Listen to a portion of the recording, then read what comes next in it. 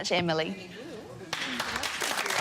Well, decades after our Aussie troops fought in Vietnam, many of us now go there on holidays, and one of the popular sites is to see a network of tunnels used by the Viet Cong. This site is not far from Ho Chi Minh City in south of Vietnam. Wow, how cramped it is.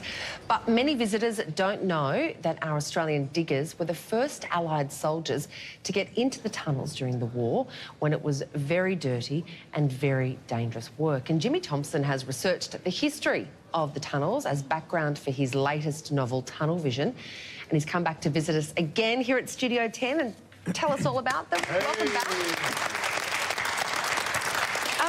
Tell us about the tunnels. You're absolutely fascinated by them. I think obsessed. Obsessed. Would be the correct term. I wrote a book about 6 or 7 years ago about our Australian soldiers who discovered the tunnels. When I say they discovered the tunnels, the Americans knew the tunnels were there. But they used to walk on the top of them. They would blow up the entrances. They never went down. And no, but at some stage, they used to walk on the top, and because of the air ventilation, you couldn't see it. Right. That's how the air got into the tunnels. They'd walk on top of them, didn't know anyone and was these tunnels underneath are basically why the North Vietnamese won the war, because they were fighting this guerrilla campaign. The Americans, the Australians didn't know where they were going, where they were coming from. It's like they literally appeared out of nowhere, and this is how they did it. And the tunnels stretched for hundreds of kilometres. And right at the end of the war, they tunnelled under the American base.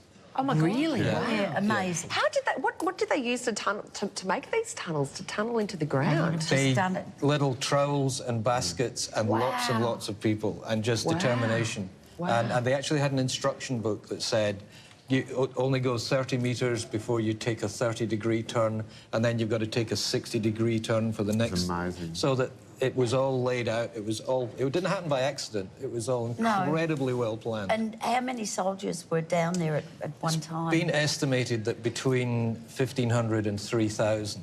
And at the beginning of the tunnels, they had these spikes that came out of the ground. So if they were going into the tunnels, they'd just get to a part and they'd be spiked. Wow. That's how they died. You've been inside these tunnels too, Denise, haven't you? What was it like? Well, we're the right size. We're the right size. If we'd been there, they'd have had us straight down into the tunnel, because we're the correct size. Bigger people. I mean, I take tours there, and I occasionally forget. You'll get a big strapping Aussie who says, "I want to go down the tunnel," and they can't. Off they go, and you go, "Oh, he's taking a while."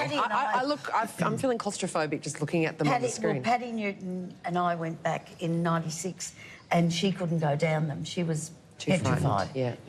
But what amazed me is when they slept, they had these sleeping blocks so that they didn't get too comfortable. Not a pillow. Well, in the tunnel? In the tunnels. Oh, they had bedrooms, they had dormitories, they had kitchens, they had classrooms. People spent 6 months living underground. Oh my God! It was a city. It was an underground city, and the Australians who discovered it, and this was before conscription. These were volunteers. They hadn't got the message from the Americans, never go down the tunnels. So when they found an entrance, down they went. So talk us through what it must have been like for the first Australian diggers to go down into these tunnels that they weren't meant to go down into. They were booby-trapped. Everything. Well, the first entrance they found, they started lifting the lid, and they realised there was about a dozen fishing wire, connected to bombs in the trees all around.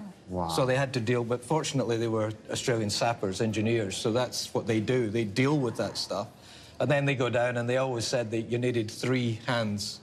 You know, one for your bayonet to probe for booby traps, one for your flashlight so you could see where you're going, and the other one for your gun so you could shoot anyone that you met along the way. Wow. So it was pretty scary, and these guys are incredibly brave.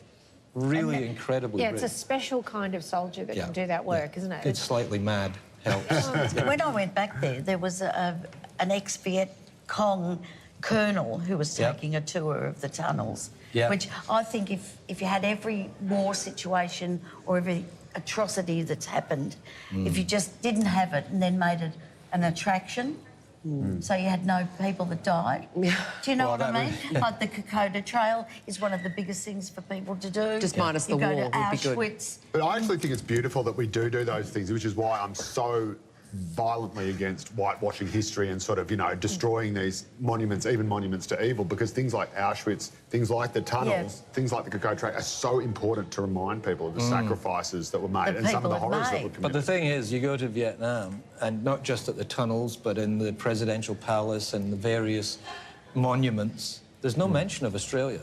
Really? It's all about America, and that's the Vietnamese call it the American War.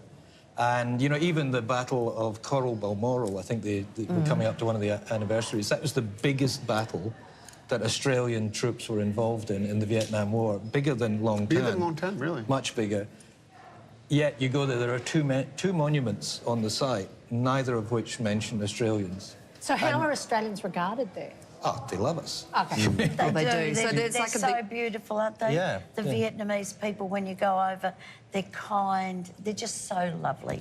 sort of like the Turks and the Aussies when you go to... It's very much like that. Gallipoli. Yeah. I mean, the Vietnamese like the fact that there are tourists coming over, and we generally are a bit less bombastic than other countries that I won't mention. Hey, where are your tunnels, huh?